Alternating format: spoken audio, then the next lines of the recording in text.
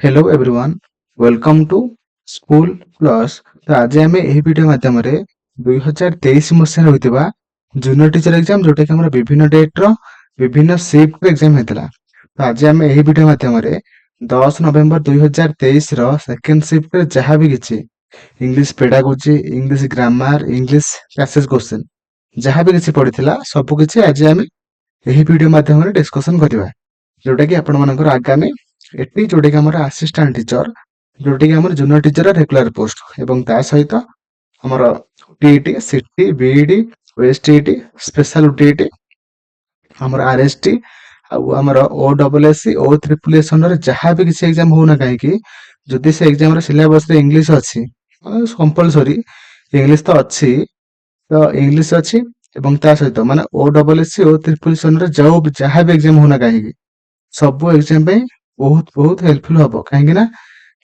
सब exam syllabus English अच्छी तो बिना डाउट रे आपण माने वीडियो को फास्ट रु लास्ट से देखिए बिना स्किप करके देखिए।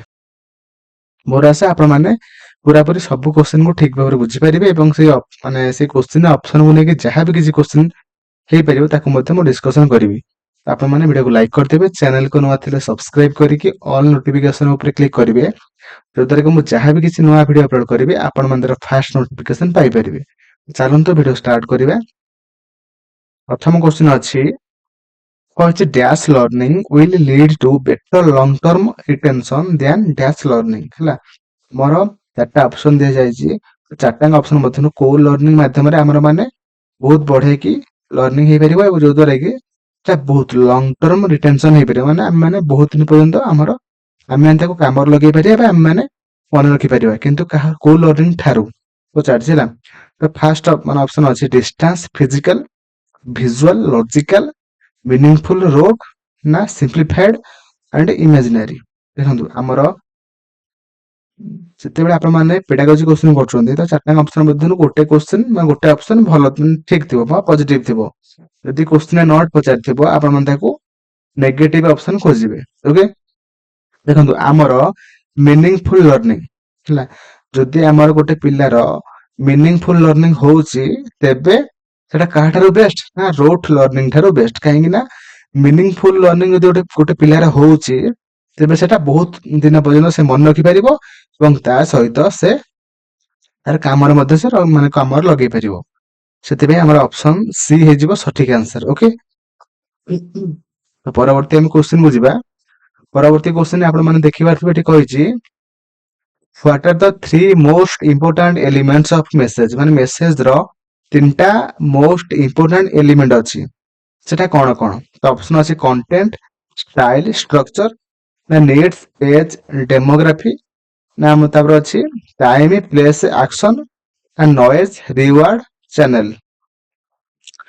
तो देखंतु हमर मेसेज रो मोस्ट तीनटा एलिमेंट इंपोर्टेंट एलिमेंट अछि जोटा कि हमर कंटेंट हे जिवो स्टाइल हे जिवो स्ट्रक्चर हे जिवो काहे गोटे मेसेज रो एटा काहा ऊपर पर्यवेसित गोटे कंटेंट रहबा दरकार एवं कंटेंट को सेटा को स्टाइल रे प्रेजेंट करा जाउची सेटा मध्ये बहुत दरकार तापरे हेटा हमर स्ट्रक्चर गोटे दरकार माने काहा ठारू काहा परे कोडा रहबो एटा मध्ये हमर रहबा दरकार हला सेति में हमर ऑप्शन एटा हे जिवो सठिक आंसर जोटा कि हमर मेसेज रो गोटे कोन ए तीनटा मोस्ट इंपोर्टेंट एलिमेंट अटे हला option A will be right answer.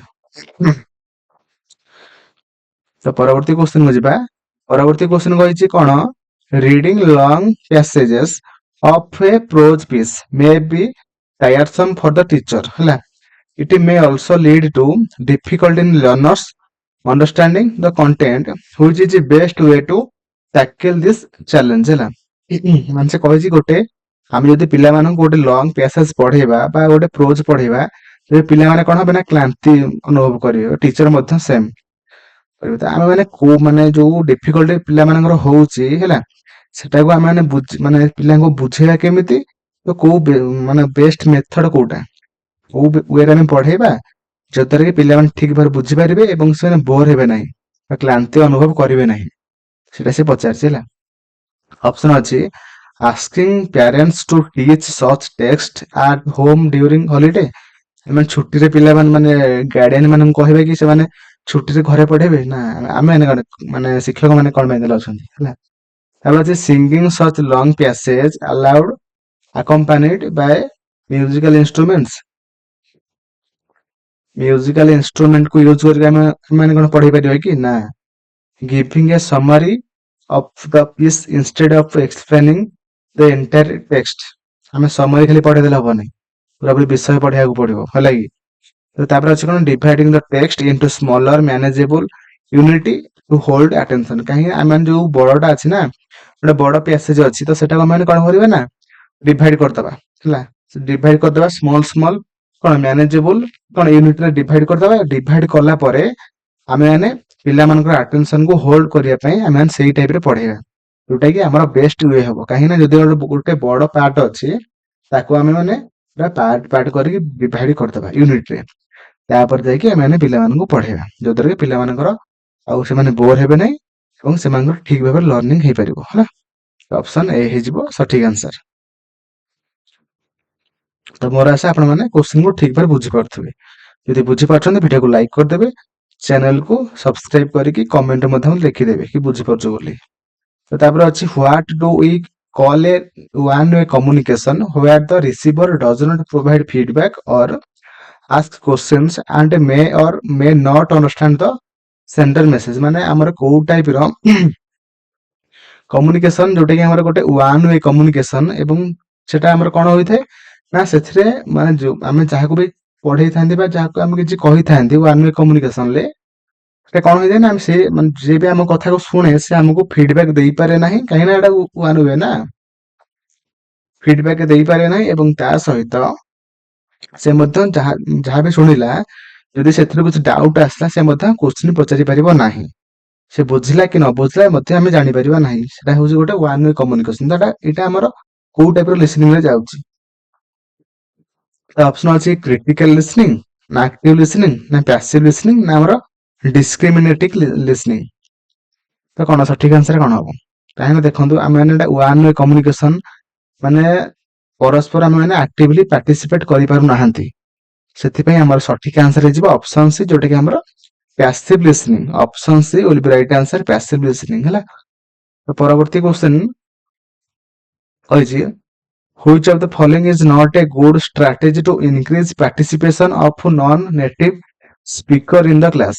ହେଲା, ଯଦି ଆମ କ୍ଲାସ ରେ ନନ୍ ନେଟିଭ ସ୍ପିକର ଅଛନ୍ତି ଇଂଲିଶ ର, ହେଲେ ତେବେ ସେମାନଙ୍କୁ ଆମେ ମାନେ କୋଉ ମେଥଡ ରେ ପଢାଇବା ନାହିଁ? ଏଠି ଆପଣ ମାନଙ୍କୁ ନୋଟ ପଚାରିଛି, ହେଲା, କୋଉ ମେଥଡ ରେ ଆମେ ତାକୁ ପଢେଇ ପାରିବା ନାହିଁ। ତ ଫାର୍ଷ୍ଟ ଅପସନ ଅଛି ask direct and specific questions for easy comprehension by students.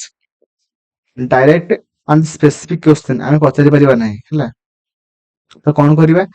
ତାପରେ ଅଛି ବି ନଟ୍ ପଚାରିছে ନା, ଏଟା ଠିକ ଅଛି। ଏଟା ନଟ୍ ପଚାରିବ ନେଗେଟିଭ ଆମେ ଦେଖିବା। ତାପରେ ଅଛି be patient and allow students to formulate a response to question asked, ଚଳିବ ଏଟା। ତାପରେ ଅଛି pause while teaching and take frequent feedback from students. ପିଲାମାନଙ୍କ ଦ୍ୱାରା ଆମେ ଫିଡବ୍ୟାକ୍ ନେବା, ସେମାନେ କୋଉଟା ପଢି ପାଇଲେ, କୋଉଟା ନ ବୁଝି ପାଇଲେ, ସେଟା ସବୁ ଆମେ ଫିଡବ୍ୟାକ୍ ନେବା। ଆମେ କରିବା ନାହିଁ, କୋଉଟା ନଟ୍ ପଚାରିছে ନା। ତ କଣ କରିବା ନା, ଆମର ask native speakers to respond instead of embracing the non native speaker, ହେଲା। ଆମେ ମାନେ କେବଳ ନେଟିଭ ସ୍ପିକର ମାନଙ୍କର ରେସ୍ପଣ୍ଡ କୁ ଆମେ ମାନେ ପଚାରିବା ଆଉ ସେମାନଙ୍କୁ ଛାଡିଦବା, ସେମିତି ହବନି ନା, ଏଟା ଡିସ୍କ୍ରିମିନେଟିଂ ହେଇଯିବ। ସେଥିପାଇଁ ଆମର ଏଟା ନେଗେଟିଭ ଅଛି। ତ ଅପସନ ଡି ହେଇଯିବ ସଠିକ ଆନ୍ସର, କାହିଁକି ନା ଏଠି ନଟ୍ ପଚାରିଥିଲା, ହେଲା।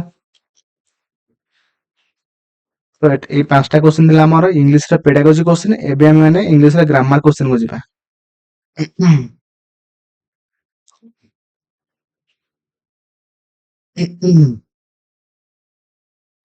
ତ ପରବର୍ତ୍ତୀ ଆମର ଗ୍ରାମାର କ୍ୱେଶ୍ଚନ କଣ ଅଛି?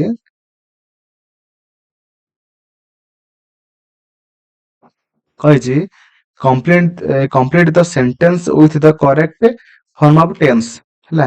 ଆମେ ଯୋଉ ଏଟା ଦେଇଛି ଆମକୁ ଗୋଟେ ଡ୍ୟାସ୍ ଦେଇଛି, ତ ଏଠି ଆମେ ମାନେ କୋଉ ଟେନ୍ସ କୁ ମାନେ ପୁଟ୍ କରିବା। ତ କ୍ୱେଶ୍ଚନ ଅଛି he could not believe that someone dash his bike, ହେଲା।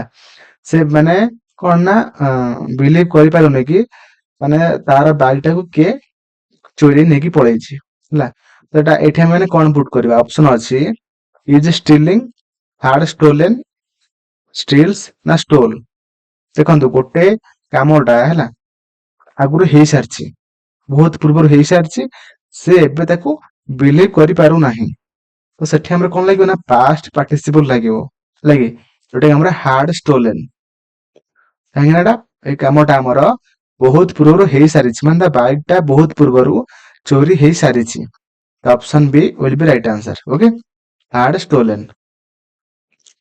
ପରବର୍ତ୍ତୀ କ୍ୱେଶ୍ଚନ କହିଛି fill in the blank with the correct adverb. ମାନେ ଆମେ ମାନେ ଯୋଉ ଡ୍ୟାସ୍ ଦେଇଛି, ତ ଏଇ ଡ୍ୟାସ୍ ରେ ଆମେ ମାନେ କୋଉ ଆଡଭର୍ବ ପୁଟ୍ କରିବା ଯୋଉଟା କି ଆମର ବାକ୍ୟକୁ ଠିକ ଭାବରେ ସେ ଏକ୍ସପ୍ରେସ କରିପାରିବ। ତ ଅପସନ ଅଛି ଦ orchestra played the classical piece dash and with great precision earning a standing ovation। ହେଲା, ମାନେ ଆମର ଯୋଉ orchestra ଗୋଟେ ଲୋକଟା ବା ପିଲାଟା ସେ କଣ କରୁଛି ନା ଗୋଟେ କ୍ଲାସିକାଲ ପିସ୍ ଅଫ ଡ୍ୟାସ୍ ଖେଳୁଛି, ଯୋଉଟା କେମିତି ଖେଳୁଛି and with great precision earning a standing ovation। ହେଲା, ମାନେ ସେ ଯୋଉ ଖେଳଟା ଖେଳୁଛି କେମିତି ଖେଳୁଛି। ଅପସନ ଅଛି ହାରମୋନିୟସଲି, ଡେଞ୍ଜରିୟସଲି, ନର୍ଭସଲି ନା ଆମର କନଭର୍ସଲି। ଯୋଉଟା କି ସଠିକ ଆନ୍ସର ହେଇଯିବ ଆମର ଅପସନ ଏ ହାରମୋନିୟସଲି। ହେଲା, ମାନେ ସେ ନିଜେ ଦଳକୁ କେମିତି ଜିତେଇବ ସେଇପରି ଭାବରେ ସେ ଖେଳୁଛି। ହେଲା, ଯୋଉଟା କି ଆମର ଅପସନ ଏ ହେଇଯିବ ସଠିକ ଆନ୍ସର। ହେଲା, harmoniously. Option A will be right answer. ପରବର୍ତ୍ତୀ କ୍ୱେଶ୍ଚନ କହିଛି complete the sentence with the correct form of tense. ଆମେ ମାନେ ଏଠି କୋଉ ଟେନ୍ସ ୟୁଜ କରିବା ଯୋଉଦ୍ୱାରା କି ବାକ୍ୟ ତାର ମାନେ ଯାହାବି କିଛି ସେ ଠିକ ଭାବରେ ଏକ୍ସପ୍ରେସ କରିପାରିବ। ଅପସନ ଅଛି tomorrow at this hour dash I dash for my final exam. ହେଲା, ତ ଅପସନ ଅଛି ୱିଲ୍ ହାଭ୍ ଷ୍ଟଡିଡ, ଷ୍ଟଡି ନା ୱିଲ୍ ବି ଷ୍ଟଡିଂ ନା ହାଭ୍ ବିନ୍ ଷ୍ଟଡିଂ। ମାନେ ସେ ଫ୍ୟୁଚର ର କଣ କଣ୍ଟିନ୍ୟୁଅସ ଉପରକୁ ସେ ଯାଉଛି। ହେଲା, ମାନେ କହିଛି କି ତୁ ମୋର କାଲି ଏଇ ଘଣ୍ଟା ବେଳକୁ ମୁଁ ମୋର ଫାଇନାଲ ଏକ୍ସାମ ଦେଉଥିବି, ମାନେ କଣ୍ଟିନ୍ୟୁଅସ ରେ ଅଛି, ଫ୍ୟୁଚର କଣ୍ଟିନ୍ୟୁଅସ ରେ। ହେଲା, ତ କଣ ହବ ନା ୱିଲ୍ ବି ଷ୍ଟଡିଂ ହବ। ହେଲା, ତ option C will be right answer, ଯୋଉଟା କି ଆମର ୱିଲ୍ ବି ଷ୍ଟଡିଂ। ହେଲା, ପରବର୍ତ୍ତୀ ଆମେ କ୍ୱେଶ୍ଚନ କୁ ଯିବା। କହିଛି fill in the blank with the correct collective noun. ଆମେ ମାନେ ଏଇ ଡ୍ୟାସ ରେ କୋଉ କଲେକ୍ଟିଭ ନାଉନ କୁ ଆମେ ମାନେ ପୁଟ୍ କରିବା ଯୋଉଦ୍ୱାରା କି ବାକ୍ୟ ତାର ଯାହାବି ଅର୍ଥକୁ ସେ ଠିକ ଭାବରେ ଏକ୍ସପ୍ରେସ କରିପାରିବ। ତ ଅପସନ ଅଛି the dash of students was excited as they prepared for their field trip to the museum. ହେଲା, ତ ଆମର ଷ୍ଟୁଡେଣ୍ଟ ମାନଙ୍କର ଯୋଉ ଅଧିକ ସଂଖ୍ୟା ଥାନ୍ତି ସେମାନଙ୍କୁ ଆମେ କଣ କହିଥାନ୍ତି। ଅପସନ ଅଛି କଲୋନି, ଟିମ୍ ନା ହିୟର୍ଡ ନା କ୍ଲାସ। ଦେଖନ୍ତୁ, ଆମ ମାନେ ପିଲାମାନଙ୍କର ଯୋଉ ଅଧିକ ସଂଖ୍ୟାକୁ ଆମେ କଣ ବୁଝିଥାନ୍ତି ନା ପିଲାମାନଙ୍କର ବା ଷ୍ଟୁଡେଣ୍ଟ ର ଯୋଉ କଲେକ୍ଟିଭ ନାମକୁ ଆମେ କଣ କହିଥାନ୍ତି, ଆମେ କହିଥାନ୍ତି କ୍ଲାସ ଅଫ ଷ୍ଟୁଡେଣ୍ଟସ। ହେଲା, ତ ଅପସନ ଡି ହେଇଯିବ ସଠିକ ଆନ୍ସର। ଓକେ, ତ ପରବର୍ତ୍ତୀ କ୍ୱେଶ୍ଚନ କୁ ଯିବା। ହଉଛି choose the correct punctuation from the given option. ଆମେ ମାନେ ଏଇଠି କୋଉ ପଙ୍କ୍ଚୁଏସନ ମାର୍କ ଲଗେଇବା।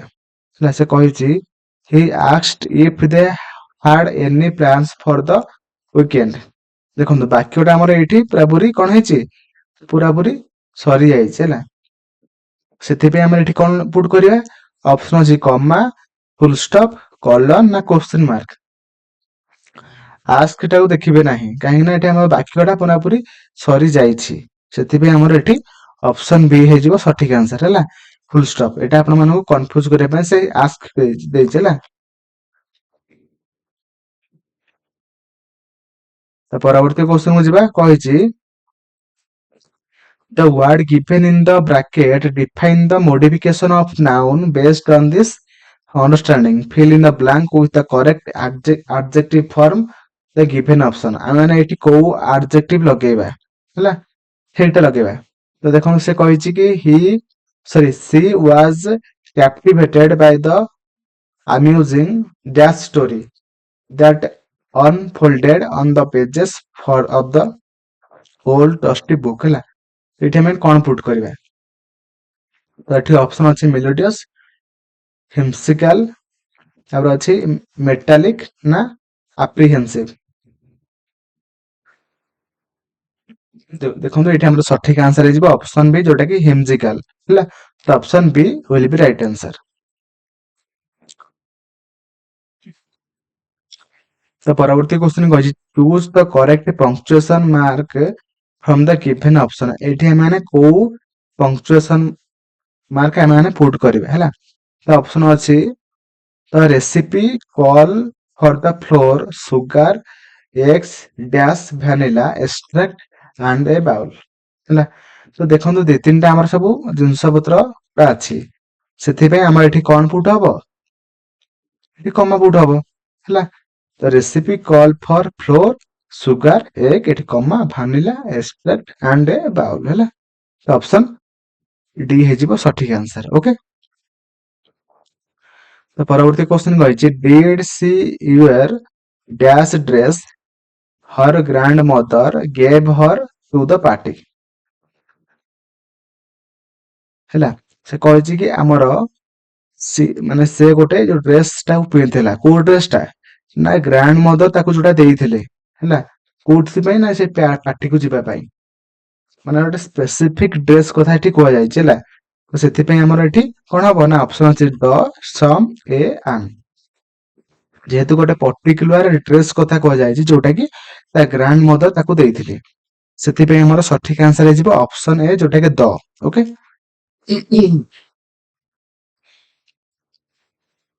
ପରବର୍ତ୍ତୀ କ୍ୱେଶ୍ଚନ କହିଛି fill in the blank with the correct irregular verb ହେଲା।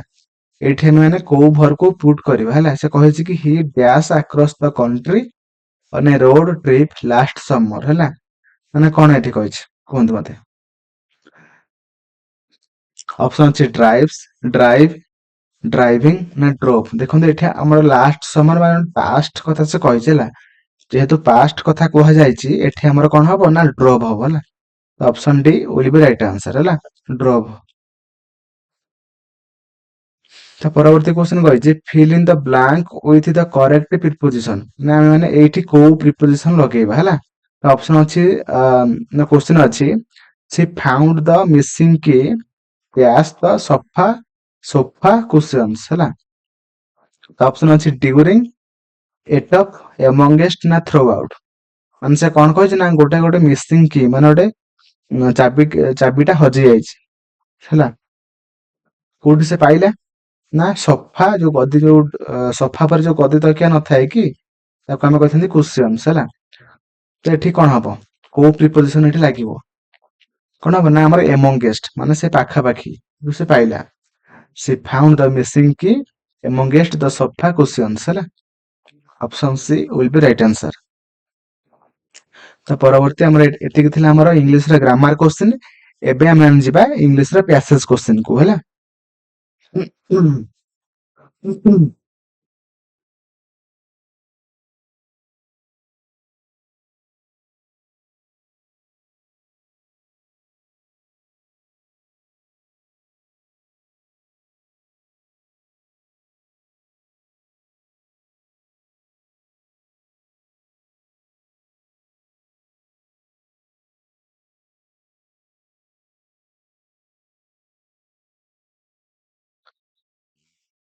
ଗୋଟେ ସେକେଣ୍ଡ, ଯଦି ଆପଣ ମାନେ ଏହି ଭିଡିଓ ଏହି ଚ୍ୟାନେଲରେ ଆମର ପୂର୍ବରୁ 2023 ରେ ହୋଇଥିବା ଯେତିକି ଏକ୍ଜାମ ର ସବଜେକ୍ଟ ୱାଇଜ ମାନେ ମ୍ୟାଥ ହେଲା, ସିଡିପି ହେଲା, ମୋର ଜିକେ ହେଲା, ସବୁ ସବଜେକ୍ଟ ୱାଇଜ ସବୁ ମାରାଥନ କ୍ଲାସ ଅଲରେଡି ଅପଲୋଡ ହେଇସାରିଛି।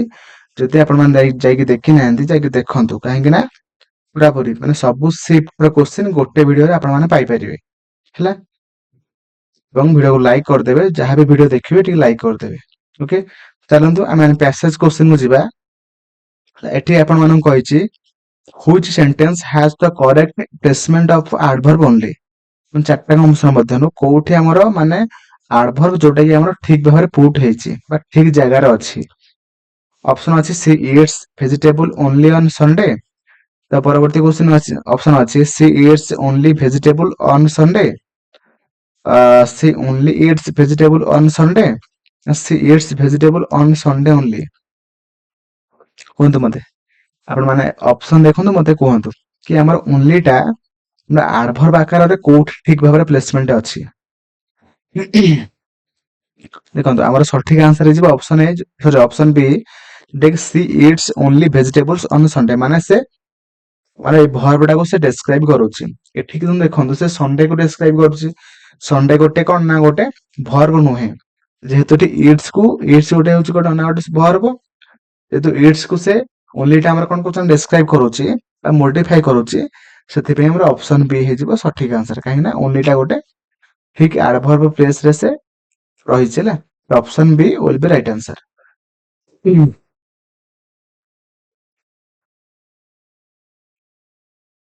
ପରବର୍ତ୍ତୀ ଆମେ କ୍ୱେଶ୍ଚନ କୁ ଯିବା, କହିଛି what is one reason why classic, ଏଇଠି ଦେଖନ୍ତୁ ଆମେ ମାନେ ଏଇଟା ପ୍ୟାସେଜ କ୍ୱେଶ୍ଚନ, ଯେହେତୁ ଆପଣ ମାନେ ପ୍ୟାସେଜ କୁ ପଢିବେ ଏବଂ ସେଇ ଭାବରେ ସେ ଆପଣ ମାନେ କ୍ୱେଶ୍ଚନ କରିବେ ହେଲା।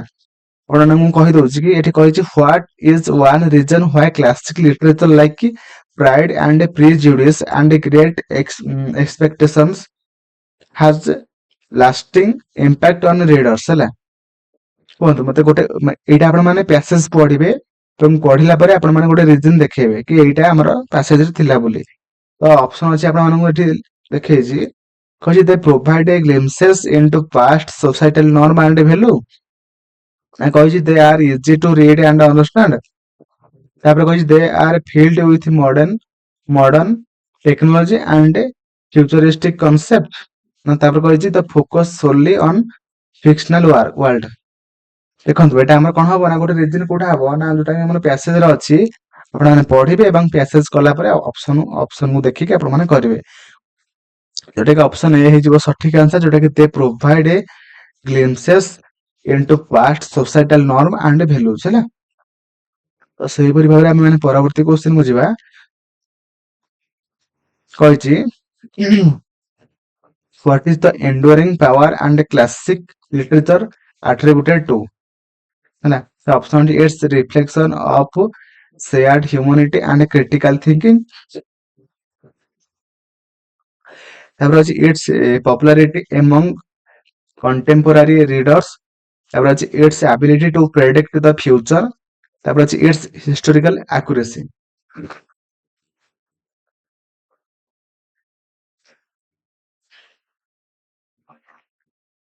ସଠିକ ଆନ୍ସର କଣ ହବ ନା ଆମର ଅପସନ ଏ, ଯୋଉଟା କି it's reflection of shared humanity and critical thinking, ହେଲା। ତ ପରବର୍ତ୍ତୀ ଆମେ କ୍ୱେଶ୍ଚନ କୁ ଯିବା, କହିଛି which of the following themes is not mentioned as a part of classic literature in the passage, ହେଲା। ଆମର କୋଉ ଥିମ୍ ସମ୍ପର୍କରେ ଆମର ପ୍ୟାସେଜରେ ମେନସନ ହୋଇକି ନାହିଁ, ତ ଅପସନ ଅଛି ଜେଲସି, ଆଡଭେଞ୍ଚର, ଲଭ, ଆମ୍ବିସନ। ଦେଖନ୍ତୁ ନଟ୍ କଥା ପଚାରିଛି, ଯୋଉଟା କି ଆମର ଆଡଭେଞ୍ଚର, ଅପସନ ବି ଆଡଭେଞ୍ଚର ସମ୍ପର୍କରେ ଆମର ପ୍ୟାସେଜରେ ମେନସନ ହୋଇକି ନାହିଁ, ଜେଲସି ସମ୍ପର୍କରେ ଅଛି, ଲଭ ସମ୍ପର୍କରେ ଅଛି, ଆମ୍ବିସନ ସମ୍ପର୍କରେ ଅଛି, କିନ୍ତୁ ଆମର ଆଡଭେଞ୍ଚର ସମ୍ପର୍କରେ ନାହିଁ, ହେଲା। ତ ପରବର୍ତ୍ତୀ ଆମେ କ୍ୱେଶ୍ଚନ କୁ ଯିବା, ତ ପରବର୍ତ୍ତୀ କ୍ୱେଶ୍ଚନ କହିଛି what does classic literature stands the test of time, ହେଲା। ତ ଅପସନ ଅଛି because it often reinforce societal norm and value, ତାପରେ ଅଛି because it merely touches on the historical context without delving into universal human experiences, ତାପରେ ଅଛି because it predominantly center on character with virtue but ignore that flaws, ତାପରେ ଅଛି because it primarily focuses on futuristic themes and emotion। ତ କଣ ହବ, classic literature stands the test of time, why, କହିଛି ଏଟା ମାନେ କଣ ନା because it often reinforces societal norm and value, ହେଲା। ଅପସନ ଏ, ଯୋଉଟା ଆପଣ ମାନେ ପ୍ୟାସେଜ ପଢିବେ ଏବଂ କ୍ୱେଶ୍ଚନ କରିବେ, ହେଲା। ଆପଣ ମାନେ ପ୍ୟାସେଜ ଏଥିପାଇଁ ମୁଁ କରଉଛି, ଆପଣ ଦେଖନ୍ତୁ କି ପ୍ୟାସେଜ କୋଉ ଟାଇପରେ ପଡିଥିଲା, ସେଇ ଭାବରେ ଆପଣ ମାନେ ପ୍ରିପେୟାର ହେବେ, ଭାବିବେନି କି ଆପଣ ମାନଙ୍କର ପୁରା ଡାଇରେକ୍ଟ କ୍ୱେଶ୍ଚନ ଦେଇଦେଇଛି ଆପଣ ପ୍ୟାସେଜ ଖୋଜିଦେବେ କରିଦେବେ, ସେମିତି ପ୍ୟାସେଜ ପଡୁନାହିଁ, ହେଲା। ଆପଣ ଚାକିରି ପାଇବେ ସେଭଳିଆ ପ୍ୟାସେଜ ପଡିବ ନାହିଁ, ଆପଣ ମାନେ ପୁରାପୁରି ପଢିବେ ପ୍ୟାସେଜ, ବୁଝିବେ, ତାପରେ ଆପଣ ମାନଙ୍କୁ ଥିମ୍ ପଚାରିବ, ଟାଇଟଲ ପଚାରିବ, ସବୁ କିଛି ପଚାରିବ, ହେଲା। ତ ତାପରେ ଦେଖନ୍ତୁ ଆମର କଣ ଅଛି, ତ ପରବର୍ତ୍ତୀ କ୍ୱେଶ୍ଚନ କହିଛି what is the suitable title for the passage, ମାନେ ଆପଣ ମାନେ ପ୍ୟାସେଜ ପଢିବେ, ପ୍ୟାସେଜ ପଢି ସାରିଲା ପରେ आपण माने कोउटा तार गोटे सुइटेबल टाइटल हेई परिबो सेटा आपण माने कहिबे हैला। तो ऑप्शन अछि first the sea is history ना तापर कहि the plangent harp of Babylon तापर अछि the crisis and moans of history तापर अछि the lost monuments and the martyrs. तो सठिक आंसर कोन हबो आपण पैसेज पढिबे पढिला परे एटा तार को सुइटेबल टाइटल कोटा हबो ना हमर ऑप्शन है जोटा कि हमर द सी इज हिस्ट्री हैला। तो option A will be right answer. तो परवर्ती आमे क्वेश्चन को जिबा। तो परवर्ती क्वेश्चन जोटा कहिछि what is the central theme of passage माने आपण मानेगर जो पैसेज आपण माने पढिथिबे ए पैसेज टा तो ए पैसेज रो सेंट्रल थीम कोन हबो। तो option the passage highlights the role of the sea in preserving history तापर the passage describe the history of ancient civilization तापर the passage discusses the histories of the Babylonians bondage तापर कहिछि the passage explore the significance of monuments and battles. तो सठिक answer कोन हबो ना the passage highlights the role of the sea in preserving history हैला। तो option A will be right answer.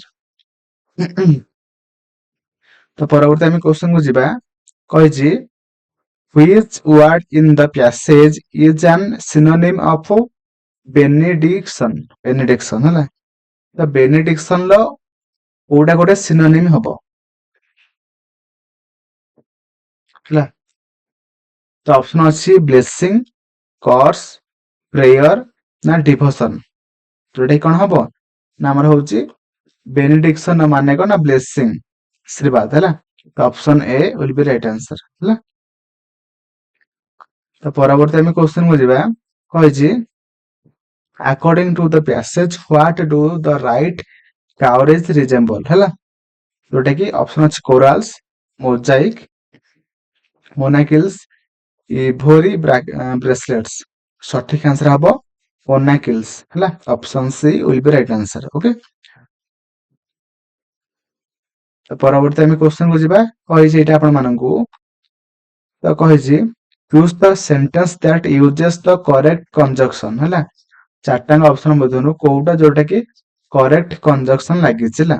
तो ऑप्शन अछि she wanted to go to the movies nor did she want to stay home ना कहिछि she wanted to go to the movies since she did not want to stay home तापर कहिछि she wanted to go to movie for she did not want to stay home ना कहिछि she wanted to go to movie but she did not want to stay home. देखंतु कोन हबो but लागिबो नै since लागिबो नै कि नॉर लागिबो नै कोन हबो एटी आंसर एटी आपण मानको डी देइथिला किंतु डी हबो नै आपण माने मते कमेंट रे जणेबे कोन पई हबो रे। ऑप्शन सी हबो सठिक आंसर काहे कि ना she wanted to go to movie for she did not want to stay home काहे कि ना से घरे रहे पई चाहू नै सेति से मूवी जिबा को चाहिला। तो फॉर एट लागि परिबो हला तो बट लागि परिबो नाही किंतु एटा आपण मानको आंसर देइथिला हला। तो आपण मान मते कमेंट जणेबे कि एक्चुअली कोउटा आंसर हेबा कथा हला। तो मोर आशा आपण मान सब क्वेश्चन को ठीक बारे बुझी पारथिबे। वीडियो टे आपण मान केमिति लागला मते कमेंट रे जणेबे और आपण मान वीडियो को लाइक कर देबे चैनल को नवा थिला सब्सक्राइब करिके ऑल नोटिफिकेशन ऊपर क्लिक करिवे जदर को जहां भी किछि नवा वीडियो अपलोड करिवे आपण मन फास्ट नोटिफिकेशन पाई परिबे। थैंक यू जय जगन्नाथ।